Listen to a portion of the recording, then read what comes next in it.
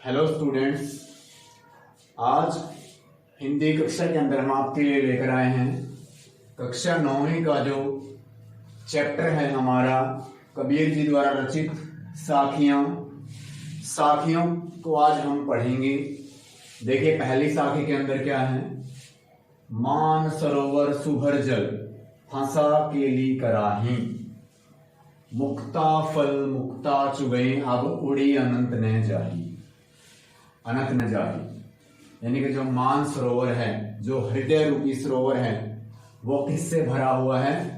भक्ति रूपी जो जल है, सुभर का मतलब भरा हुआ है, जो भक्ति रूपी जल है उससे भरा हुआ है।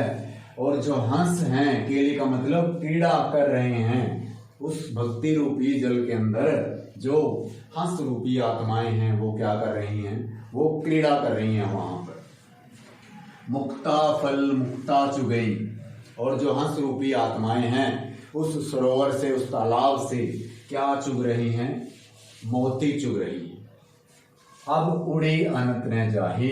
अनंत का मतलब अन्यत्र, उड़ी का मतलब उड़ना, और जाही का मतलब जाना। अब वो वहां से उड़कर, अनंत का मतलब किसी दूसरी जगह, अन्यत्र, अब वो नहीं जाना चाहती हैं, वो वहीं रहकर उस परमात्मा को क्या करना चाहती हैं? पाना चाहती हैं।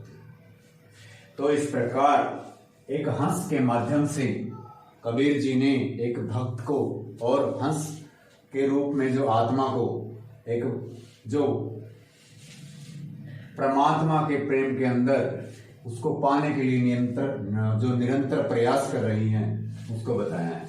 अगली साथी के अंदर देखिए, प्रेमी ढूंढत मैं फिरूं, प्रेमी मिले न कोई, प्रेमी को प्रेमी मिले, सब विष अमृत होई। यहां पर इस साखी का अर्थ हम दो तरह से निकाल सकते हैं। एक तो हम ले सकते हैं, प्रेमी भगवान को मान सकते हैं कि जो कबीर जी है वो कहते हैं कि प्रेमी ढूंढत मैं फिरूं, कि मैं परमात्मा को अपने प्रेमी के रूप में ढूंढते हुए जगह जगह मारा मारा फिर रहा हूं, प्रेमी मिले न कोई, और मुझे परमात्मा अब तक नहीं मिला है।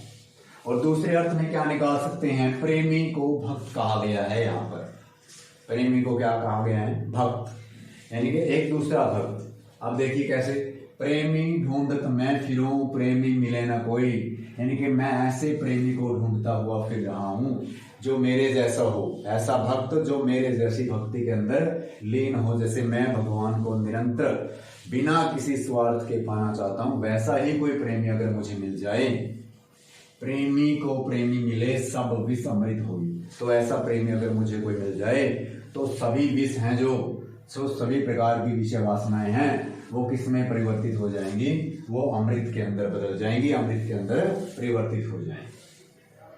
तो इस प्रकार इस साखी के अर्थ दो निकाल सकते हैं। दोनों अर्थ के माध्यम से हम इसको समझ सकते हैं।